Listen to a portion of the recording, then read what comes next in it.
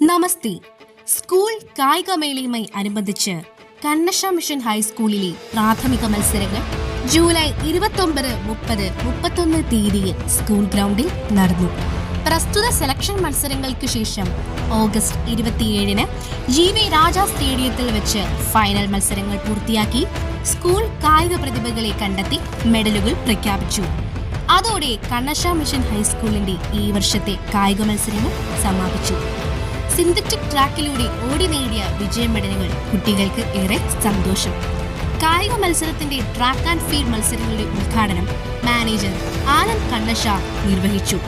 കുട്ടികളുടെ മാർച്ച് പാസ്റ്റോട് കൂടി ആരംഭിച്ച കായിക മാമാങ്കത്തിൽ ഹെഡ് മിസ്ട്രസ് റിൻസി സെബാസ്റ്റ്യൻ കായിക മത്സരങ്ങളുടെ ആവശ്യകതയെക്കുറിച്ചും കായിക രംഗത്ത് പ്രസക്തർ ആകേണ്ട ആവശ്യകതയെക്കുറിച്ചും വിശദീകരിച്ച് സംസാരിച്ചു.